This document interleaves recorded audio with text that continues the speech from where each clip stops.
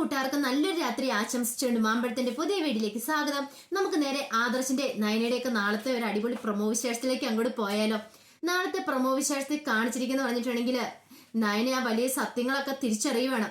നയന ആദർശ് എഴുതി വെച്ച് ആ കത്ത് വായിക്കുന്നുണ്ട്. അതോടൊപ്പം തന്നെ നയനെ കാണാതെ പോയി കഴിയുമ്പോഴത്തേനും വീട്ടുകാരെല്ലാം കൂടി അന്വേഷിക്കുന്നുണ്ട് അതിന്റെ വിശേഷങ്ങളും. പിന്നീട് നന്ദുവിന്റെ ഉള്ളിലുള്ള ആ സത്യങ്ങളൊക്കെ കനികയും ഗോവിന്ദും മനസ്സിലാക്കുന്നൊക്കെ ഉണ്ട്. അതൊക്കെയാണ് നാളത്തെ പ്രൊമോ വിശേഷം നമ്മൾ കാണാൻ പോകുന്നു പറഞ്ഞിട്ടുണ്ടെങ്കിൽ.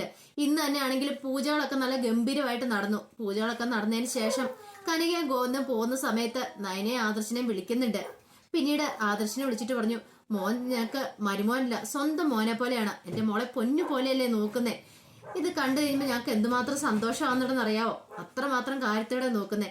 പക്ഷേങ്കിൽ അബിയുടെയും നബിയുടെയും കാര്യത്തില് ഞങ്ങൾക്ക് ആ കരുതലൊന്നുമില്ല. പക്ഷെ നിങ്ങൾ അങ്ങനെയല്ല, നിങ്ങൾ നന്നായിട്ട് തന്നെയാണ് ജീവിക്കുന്നത്. ഇതിന് വേണ്ടിയിട്ടാണ് ഞങ്ങൾ ഇത്രയും കാലം കാത്തിരുന്നതെന്നൊക്കെ കനികയും ഗോവിന്ദും പറയുന്നുണ്ട്. എല്ലാ ഐശ്വര്യങ്ങളോടും കൂടി നിങ്ങൾ ഇനി കുറെ വർഷങ്ങൾ ജീവിച്ചിരിക്കണം എന്നൊക്കെ പറഞ്ഞ് അനുഗ്രഹിച്ചിട്ടാണ് കനികയും ഗോവിന്ദനും വീട്ടിൽ നിന്ന് പോകുന്നതെന്ന് തന്നെ. പിന്നീടാണെങ്കിൽ അവർ രണ്ടും വീട്ടിലേക്ക് ചെന്ന് കഴിയുമ്പോഴത്തേനും നന്ദു ഇങ്ങനെ ആരോടും മിണ്ടാതെയും പറയാതെ ലൈറ്റ് പോലും ഇടാതെ മുറിക്കാത്തിരിക്കുമായിരുന്നു. ചെന്ന് കഴിയുമ്പോഴത്തേനും കനക ചോദിച്ചു, എന്താ നന്ദു ഇത്, നീ എന്താ ഇങ്ങനെ ഇരിക്കണേന്ന് ചോദിക്കുകയാണ്. എന്താ അമ്മേ എന്നെ പ്രശ്നം എന്നാന്ന് ചോദിക്കണം. അല്ല നീ എന്താ ലൈറ്റ് പോലും ഇടാതിരിക്കുന്നേ. ഇവിടെ നന്ദു പറഞ്ഞു, അമ്മ എനിക്ക് വിശക്കുന്നുണ്ട്, എനിക്ക് എന്തെങ്കിലും ഫുഡ് ഉണ്ടാക്കി തരാൻ പറയണേ. നീ എന്ത് പരിപാടിയാണ് നന്ദു കാണിച്ചേ, നിന്നോട് ഞാൻ പറഞ്ഞല്ലായിരുന്നോ അവിടെ നിങ്ങോട്ട് ഓടി പോരണ്ടാന്ന്. എനിക്ക് തലവേദനയായിട്ടുണ്ട് ഞാൻ ഇങ്ങോട്ട് പോന്നേ. കൊള്ളാം, തലവേദനയാണെന്ന് പറഞ്ഞ് ഇവിടെ വന്ന് നീ ചുമ്മാ കുത്തിയിരിക്കുവായിരുന്നില്ലേ, നിനക്ക് അന്നെങ്കിൽ എന്തേലും ഒന്നോ എടുത്ത് കഴിക്കാൻ മേലാണെന്ന് ചോദിക്കുകയാണ്.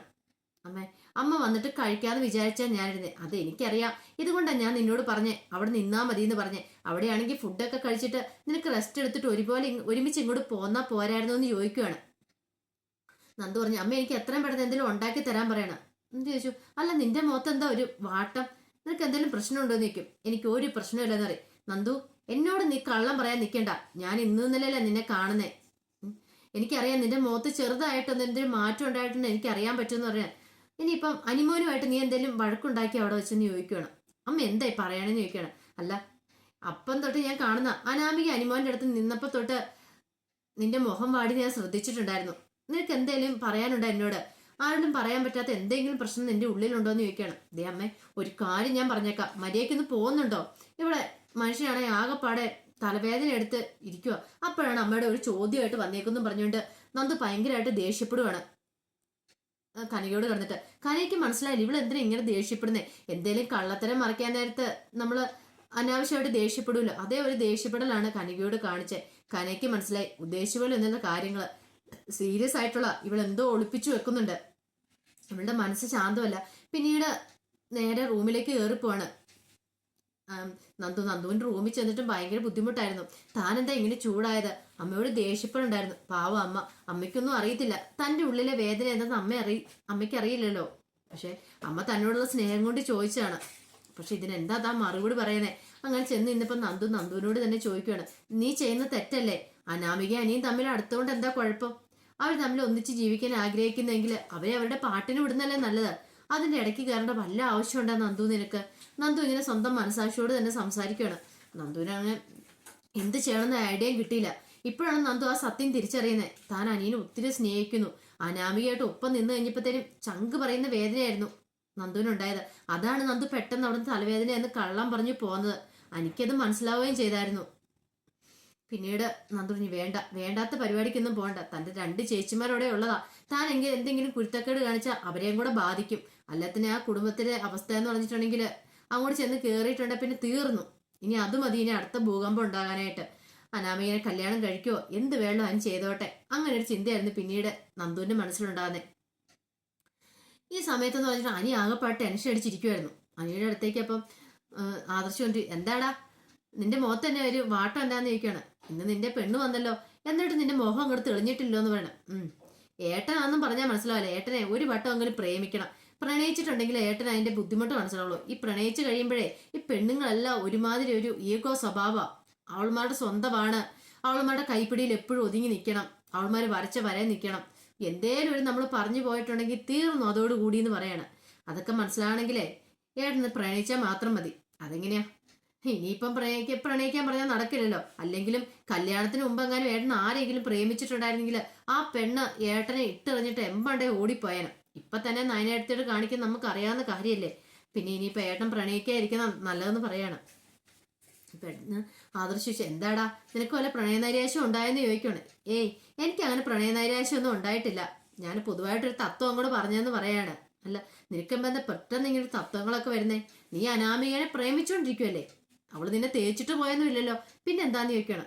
ഇല്ല ഏട്ടാ, അതൊക്കെ ഒന്നും ഇപ്പോഴും ഏട്ടനും മനസ്സിലാവില്ലെന്ന് പറയാണ്. ശരി ശരി എന്ന് പറഞ്ഞിട്ട് ആദർശ് അങ്ങോട്ട് പോവാണ്. പിന്നീട് കാണിക്കുന്നു പറഞ്ഞിട്ടുണ്ടെങ്കിൽ ആദർശ് മുറിയിലേക്ക് കയറി ചെന്നു. മുറി കയറി കുറെ സമയം നിന്ന് കഴിഞ്ഞപ്പോഴത്തേന് നയനെ കാണുന്നില്ല. ഇവളിത് എതിലൂടെ പോയി ഓർത്തോണ്ട് ആദർശ് പതുക്കെ ഫോണൊക്കെ എടുത്ത് ഫോണിനകത്ത് ഇങ്ങനെ നോക്കിക്കൊണ്ടിരിക്കുകയാണ്. ഈ സമയം നയന എന്ത് ചെയ്യുവാണ്, ആദർശ് എഴുതി വെച്ച ലെറ്റർ ഉണ്ടല്ലോ, ആ ലെറ്റർ നയനയുടെ കയ്യിലുണ്ടായിരുന്നു. അതിനെ ഒളിപ്പിച്ചു വെച്ചിട്ടുണ്ടായിരുന്നു. അതിനകത്ത് എന്താ എഴുതിയേക്കെന്ന് അറിയണം. അറിഞ്ഞാൽ മാത്രം ഒരു സമാധാനം കിട്ടുള്ളൂ. ആദർശോട് തന്നോട് അത്രമാത്രം ഇഷ്ടമുണ്ട്. അപ്പൊ അതായിരിക്കും എഴുതിയേക്കുന്നത് എന്നൊക്കെ ഓർത്തോണ്ട് നയന പോയി പതുക്കെ ആ ലെറ്റർ വായിക്കുവാണ്. തുറന്ന് വായിക്കുമ്പോഴത്തേനും നയനയ്ക്ക് സ്വന്തം കണ്ണുകളെ പോലും വിശ്വസിക്കാൻ കഴിഞ്ഞില്ല. അതിനകത്ത് എഴുതി വെച്ചേക്കെന്ന് പറഞ്ഞിട്ടുണ്ടെങ്കിൽ, മുത്തശ്ശന് വേണ്ടിയിട്ടാണ് ഞാൻ നയനെ സ്നേഹിക്കുന്നത്. മുത്തശ്ശൻ മരിച്ചു കഴിഞ്ഞിട്ടുണ്ടെങ്കിൽ പിന്നെ എനിക്ക് എന്ത് ചെയ്യണം എന്നറിയത്തില്ല. മുത്തശ്ശൻ മരിച്ചു കഴിഞ്ഞാൽ പിന്നെ ഞാൻ എൻ്റെ അമ്മ പറയുന്നത് മാത്രം അനുസരിക്കുള്ളൂ. അതുവരെ മാത്രം അവൾ എൻ്റെ ഭാര്യയായിട്ട് ഇരിക്കത്തുള്ളൂ. പിന്നീട് അവളെൻ്റെ ഭാര്യ ആവണമെങ്കിൽ അമ്മ പറയണം. പക്ഷെ എനിക്കിപ്പോൾ അവളോട് ഈ ചെയ്യുന്ന പ്രവർത്തികൾക്ക് കുറ്റബോധമൊക്കെ ഉണ്ട്. അവൾ ഒരിക്കലും ഇത് തിരിച്ചറിഞ്ഞിട്ടുണ്ടെങ്കിൽ പിന്നെ അവളുടെ മനസ്സ് എങ്ങനെയാവുമെന്ന് എനിക്ക് അറിയില്ല. എൻ്റെ ഭഗവാനെ എന്നെ കാത്തോണേ, ഞാൻ ചെയ്യുന്ന ചതിയാണിത്, എനിക്കറിയാം ചതിയാന്ന്. പക്ഷെ എനിക്കൊരു വേറെ നിവൃത്തി ഇല്ലാത്തതുകൊണ്ടാ ഞാൻ അവളെ സ്നേഹിക്കുന്നൊന്നുമില്ല. മുത്തശ്ശന് വേണ്ടി മാത്രം ഞാൻ അഭിനയിക്കുവാന്നും പറഞ്ഞുകൊണ്ട് എഴുതിയേക്കുന്നു. ഇത് കണ്ടു കഴിഞ്ഞതും നയനെ ആകെപ്പാടെ തകർന്നടിച്ചു പോയി. നയനിക്ക് പിന്നെ എന്ത് ചെയ്യണമെന്ന് അറിയത്തില്ലായിരുന്നു. നയന് പിന്നീട് അവിടെ നിന്ന് ഇറങ്ങിത്തിരിക്കുന്ന വിശേഷങ്ങളൊക്കെയാണ് കാണിച്ചിരിക്കുന്നത് പറഞ്ഞിട്ടുണ്ടെങ്കിൽ, അതൊന്നും ഞാൻ രാവിലെ ഒന്ന് പറഞ്ഞായിരുന്നു. അത്ര ഫുൾ വിശേഷം ഇന്ന് മൊത്തം കാണിച്ചില്ലായിരുന്നു, അതുകൊണ്ടാട്ടോ. പിന്നീട് ആദർശ് മുറിയിൽ കയറി നോക്കുന്നുണ്ട് നയനേനെ. അവിടെ എങ്ങും നോക്കിയിട്ട് കാണാതെ വന്നു കഴിഞ്ഞപ്പോഴത്തേനും ആദർശ് എന്ത് ചെയ്യുവാണ്, നയനെ അന്വേഷിച്ച് അതിലൂടെ ഇതിലൂടെ എല്ലാം നോക്കുന്നുണ്ട്. പക്ഷെ എല്ലാവരും തുറന്നു പറയാൻ പറ്റില്ല. തന്റെ ഭാര്യയെ കണ്ടിരുന്നെന്ന് പറഞ്ഞുകൊണ്ട് വിളിച്ചു കൂവിക്കൊണ്ട് നടക്കാൻ പറ്റില്ലോ. പിന്നെ അടുക്കളയിലേക്ക് ചെന്ന് കഴിയുമ്പോൾ അവിടെ ജാനകി നിൽക്കുന്നുണ്ടായിരുന്നു. അപ്പൊ ജാനകിയോട് ചോദിച്ചാൽ ജാനകി കളിയാക്കുമെന്ന് അറിയാവുന്നതുകൊണ്ട് ആദർശം ഒന്നും മിണ്ടിയില്ല. പിന്നീട് ആദർശം നിപ്പും മട്ടും കണ്ടപ്പോൾ ജാനകിക്ക് എന്തോ ഒരു പന്തികേട് തോന്നി. ജാനകി ചോദിച്ചു, എന്താടാ നീ അവിടെ നിൽക്കുന്നേ, എന്തെങ്കിലും പ്രശ്നമുണ്ടോ നിക്ക്? ഒന്നുമില്ല. പിന്നെ എന്താ നീ തിരയുന്നേ? അല്ല, അവളെ നയനെ കണ്ടില്ല, നയനെ ഇങ്ങോട്ട് എങ്ങനെ വന്നോന്ന് അറിയാൻ വേണ്ടി വന്ന. ഓ, ഒരു മിനിറ്റ് പോലും നിനക്ക് അവളെ കാണാതിരിക്കത്തില്ലല്ലേ? എനിക്ക് മനസ്സിലായി. അവൾ അപ്പുറം എവിടെയെങ്കിലും കാണും, നീ അവിടെ എവിടെയും പോയി നോക്കാൻ പറയാണ്. ഈ സമയത്ത് അനിയുടെ അച്ഛനും കൂടെ അങ്ങോട്ട് വരുന്നുണ്ട്. അപ്പൊ അവര് രണ്ടും കൂടെ കൂട്ടിട്ട് ആദർശനായിട്ട് വാരുന്നുണ്ട്. പിന്നീട് അനിയുടെ അച്ഛൻ പറഞ്ഞു, ഈ കല്യാണം കഴിഞ്ഞ് ആദ്യത്തെ കുറെ നാൾ ഇങ്ങനെയൊക്കെ കാണുള്ളൂ, കാണാതിരിക്കാൻ പറ്റാതിരിക്കുന്ന അവസ്ഥ. പിന്നീട് ആയി കഴിയുമ്പോഴത്തെ നീ നിന്റെ വഴിക്ക് ഞാൻ എൻ്റെ വഴിക്ക് പോകുന്ന രീതിയായിരിക്കും കാണുന്നേ. ഇത് കേട്ട് കഴിഞ്ഞപ്പോൾ ജാനകി പറഞ്ഞു, അങ്ങനെയാണോന്ന് ചോദിക്കുകയാണ്. അല്ല, ഞാൻ പൊതുവായിട്ടൊരു തത്വം പറയുന്നുള്ളൂ, അങ്ങനെയല്ലേ നമ്മൾ കണ്ടുവരുന്നേ. കല്യാണം കഴിഞ്ഞ് കുറെ കാലം ആകുമ്പത്തിന് ആ പുതുമോടി അങ്ങോട്ട് പോകുമല്ലോ. പിന്നെയെന്ന് പറഞ്ഞിട്ടുണ്ടെങ്കിൽ എപ്പോഴും കാണണമെന്നോ മിണ്ടണമെന്നോ അങ്ങനെയൊന്നും കാണത്തില്ല. നമ്മൾ നമ്മുടേതായ തിരക്കിപ്പെട്ട് അങ്ങ് പോകുന്നൊക്കെ പറയാണ്. ഇങ്ങനെ ആദർശിനെ ഉപദേശിച്ച് കൊടുക്കുന്നൊക്കെ ഉണ്ട്. പിന്നീട് കാണിക്കുന്ന പറഞ്ഞിട്ടുണ്ടെങ്കിൽ ആദർശിനെ ടെൻഷനായിപ്പോയി. എവിടെ പോയി എന്ത് ചെയ്യുന്നൊന്നും അറിയത്തില്ല. മുത്തശ്ശിയുടെ മുറി വരെ ആദർശ് പോയി നോക്കുവാണ്. അപ്പൊ അവർക്ക് സംശയമായി, എന്താ അനാമികല്ല സോറി നയനി എങ്ങോട്ടാ പോയെന്ന്. പിന്നീട് അവരെല്ലാം കൂടെ അന്വേഷിക്കാൻ തുടങ്ങുവാണ്.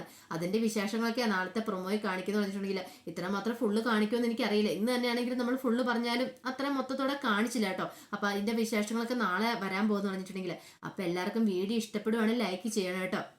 ആദ്യമായിട്ട് കാണുന്നവരാണെങ്കിൽ ഒന്ന് സബ്സ്ക്രൈബ് ചെയ്യുകയും കൂടെ ചെയ്യണം കേട്ടോ. ഒരിക്കൽ കൂടി എല്ലാവർക്കും നല്ലൊരു രാത്രി ആശംസിച്ചുകൊണ്ട് നിർത്തുന്നു. നന്ദി.